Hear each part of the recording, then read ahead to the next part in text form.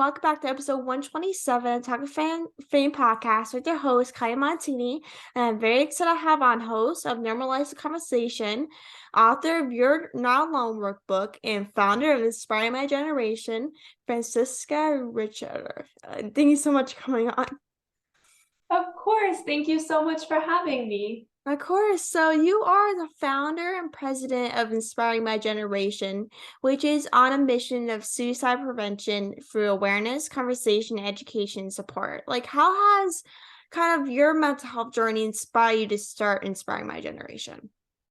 Yeah. So it all started really when I was 12. I started Inspiring My Generation as a blog way back then because I was struggling with these feelings of anxiety and depression, but I didn't know what that was at the time. It's so funny. My best friend said to me yesterday, she was like, do you remember when we were in third grade and my mom wanted to take us to ice cream after school, but you had this full panic attack because you needed to have your homework done by 3:30. And that describes my entire childhood. I was constantly panicked. I was so afraid of not being good enough, of not having my work done, of not having straight A's, of not being, just essentially not being good enough. So by the time I was 12, I felt so overwhelmed by all of it. And I wanted to do something about it, but I didn't know what to do. When I had talked about it, you hear those things like big girls don't cry, build a bridge and get over it, let it go. And that was really difficult for me to hear. So I decided to start a blog to talk about it, to write quotes, and to hopefully just start a conversation. Maybe someone else would relate and understand. And then I was bullied for it because 12 years ago, blogging wasn't a thing. But I really enjoyed writing and expressing myself in that way. So I kept doing it. And then when I was 15, I turned it into a podcast called Inspiring My Generation because I thought maybe people just aren't hearing me. We need to have these conversations. We need to talk about it. I need to talk about it. Podcasting wasn't a thing 9 years ago, so I was bullied for it again.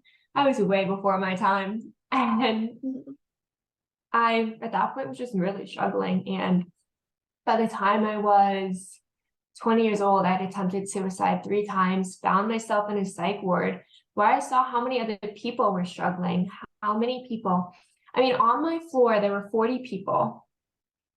Every single one of us had either attempted suicide or were at imminent risk of attempting suicide, and yet we all felt so isolated and felt like we were alone in it. And that just really opened my eyes to see why the conversation is so important. So I decided right then and there, Inspiring My Generation was meant to be more than a blog. It was meant to be more than a podcast. It was meant to be a way to give people the support and tools and resources that they never had, that I never had, and that I had desperately needed, and hopefully be able to save some lives along the way. That's amazing. Like with me, like I suffer with anxiety and depression since I was a little kid. Like I was the same exact way as you. Like I was always stressed and always having anxiety and getting things done by a certain time. Like I was always that kid that I was like, oh my God, I need to get things done. I can't go out. Like I can't do it before I need to get these things done. These are my top priority. And that overwhelmed me as well because I'm like, oh, my work is more important than living life as I should be as a teenage girl. Like it's like you only live once. But then like when my anxiety took over, that's when I learned like a couple years ago I didn't know what anxiety and depression was. I just thought like, oh, it's probably overthinking, but I didn't know what anxiety and depression was until I got diagnosed with an anxiety disorder and learned that I found depression. But like when you started Inspiring My Generation, like how has kind of your personal journey like kind of impacted like your community of people and supporters? Yeah, so I've been so blessed to have some of the most amazing friends in the entire world. My 2 best friends, like shout out to Sam and Bella. They've really been through it all with me and have like stayed by my side through all of it. So that's like my original community, and the people who sat there while I was making encouragement cards and made them with me. When I first started, I was doing 150 cards every month, and I had to do them. So they would sit with me and do them with me. And to this day, they'll still pick up crayons and start coloring with me if I'm running low on cards. So that's my original community. I've been so lucky to have them. And then through Inspiring My Generation, I've been able to build a much bigger community, people from all over the world, honestly, who are so willing to support, whether it's through donations or purchasing workbooks and bringing it into their community, making encouragement cards. I just had someone who did this amazing community project in their small town of collecting encouragement cards. I've had the pleasure of doing my podcast and bringing on people from all over the world to talk about mental health, and have formed friendships and supported friendships, most importantly, with so many of those guests, where we check in with each other constantly. On a normal basis, we'll just FaceTime each other or Instagram message each other or something to see, how are you? How are you feeling? So my community has really been shaped by people who support my work and my mission, but also who just support and validate me, which is something I felt like I didn't have all the time growing up. So I've been very, very lucky. And like with people, like there's always some people that are in your community that support you for your journey, whether it's podcasting, mental health, or whatever it is. There's always that kind of people that are near you when you're going through that process. But like if people don't have a community, like if people don't have people that are by their side for it all, like when I was a kid, I felt like I had no community around me. Like I felt like I had no one. But like if people don't have a community, like what are some ways people can build that cycle of mental health and get people around them to support them? Yes, that's such a great question. And I think it really comes down to being intentional. When you're talking to somebody, if you feel drained afterwards, if you don't feel like you're good enough, if you feel like maybe there were some backward insults happening there, if you feel like they don't value and appreciate your time and you just don't feel great after leaving that conversation, those aren't the right people for you.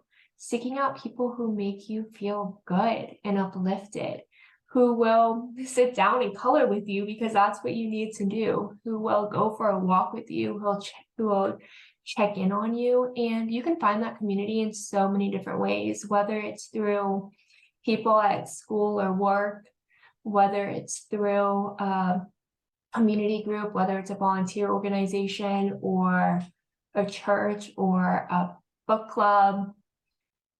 You can find it in so many different ways. Social media has become a great tool. Being very careful and mindful with who you're connecting with on social media, because there are a lot of dangerous things that do happen online and people pretend to be someone else. So being very careful with that. But you can find so many amazing people who have similar interests as you and who've gone through very similar things, or who just understand what you're going through and want to support you. And social media has been a great way for me to meet so many amazing friends who will support me through it, and who I've had the privilege of traveling to go see, and them traveling to meet in person, and just form that great relationship. So you can find it in so many different ways, but it really comes down to the intention and how you feel afterwards. If you feel good and uplifted and supported and loved and happy, energized, those are the people you want to be around. Exactly. And why is it like so important to talk about like your mental health with people that are close to you? Like why do you think it's like so important to share it? Because that's how they can show up for you and understand and be there. My best friend Sam, I'm always going to use her as my examples because she's the best.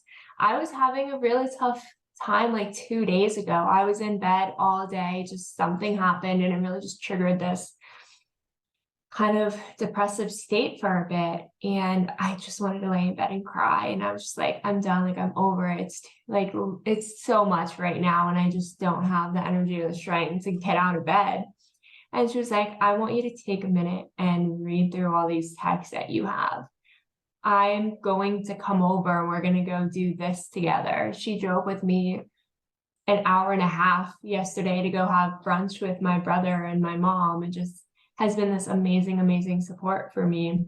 But if I didn't talk about it with her, if I wasn't honest about how I was feeling, she wouldn't have known she needed to be there in that way. She wouldn't have known to show up and how to show up.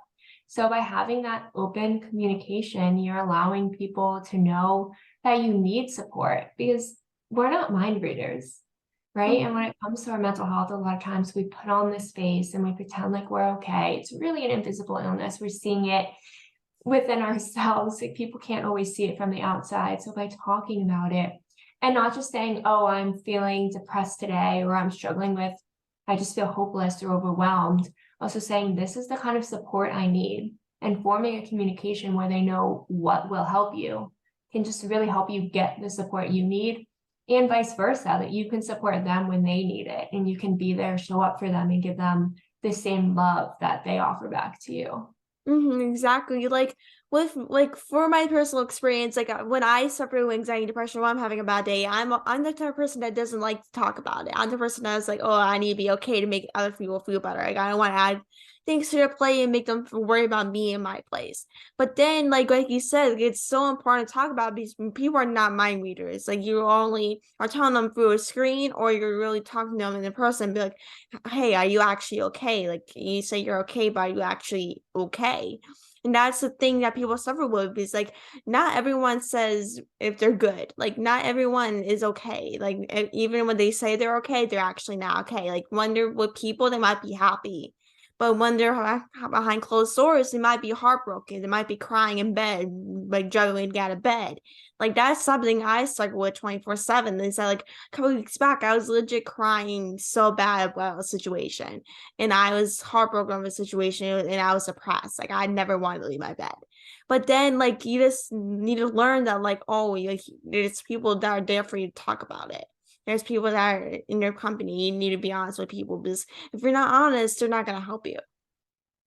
Exactly. I always like to say your loved ones will be there for you if you give them a chance.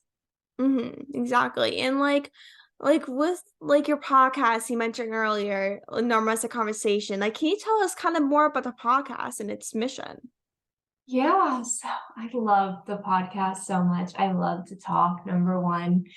And I love having conversations with people who have stories, who have so much knowledge and information. So I bring on advocates, professionals, people with lived experience, people who run organizations who have created different resources, to not just normalize the conversation and open the conversation, but also to provide essential information and tools to people who just never had access to it before. Therapy can be so inaccessible for so many reasons, whether it's a financial barrier, structural barrier. There's just such a high demand and low supply.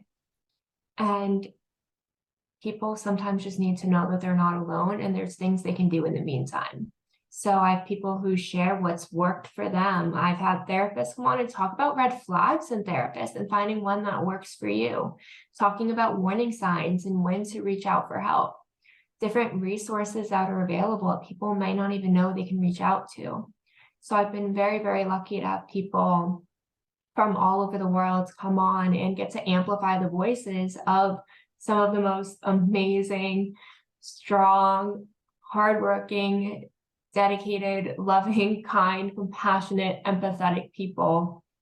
And I started this officially, Normalize the Conversation, in 2020. I think it was like October, and I've been doing it for 2.5 years, well over 100 episodes, one every single Wednesday. It's been such a privilege and a pleasure to, again, just have people's voices be heard, to amplify information, resources, stories of hope and perseverance. Exactly. And like with the podcast, you've been doing it like for 2 years. I started mine around the same time as you. I started a couple months after 2021. And like, when you started your podcast, like, what did you kind of want your listeners to kind of take away from your conversation with these amazing people for mental health? So with every conversation, I want them to take away two things. First, that they're not alone and that they're going to get through it. And second, something they can do for themselves, whether it's recognize warning signs, know where to go for help, have action steps on something they can do to cultivate self-love or to build a coping skill toolbox that works for them. So it's all about having that reminder that you're not alone, some form of hope, as well as something you can actually do and take away from the conversation. And like when like to switch conversation a bit, like you have written a workbook called "You're Not Alone," the workbook, which recently you came out with, which is designed to help kids building a coping toolbox and develop emotional wellness.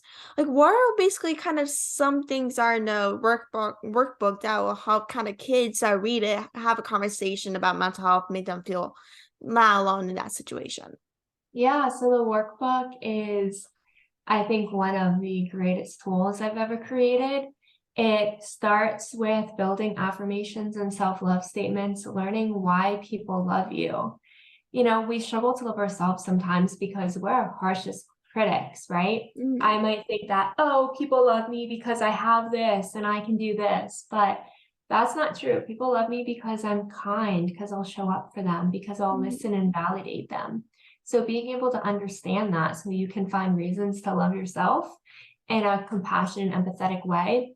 And then it goes into mental health and conversation. So it has my 5-step guide to actually checking in with somebody and gives you a chance to practice with someone else.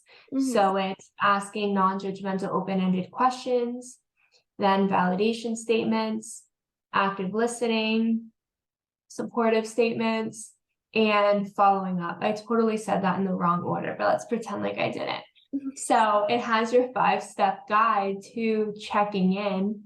And then it goes into your emotions and figuring out what you're feeling and how to cope with them. So what you can actually do. And in the end, you have an emotional wellness toolbox with 3 places you can go when you're struggling, 3 people you can talk to, affirmations you can tell yourself, validation statements you can tell yourself, questions you can use to check in, reasons you love yourself.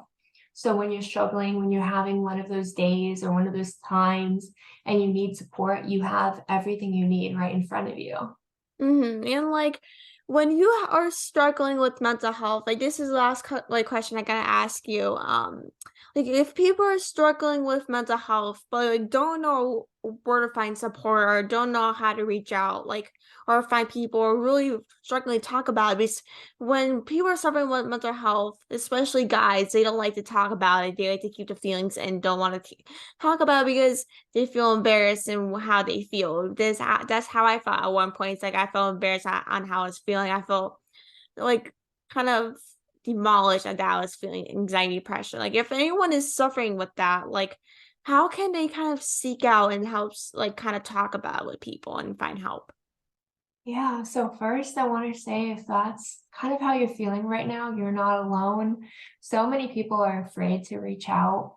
You're not the only one who feels this way. You're not the only one who's afraid to reach out.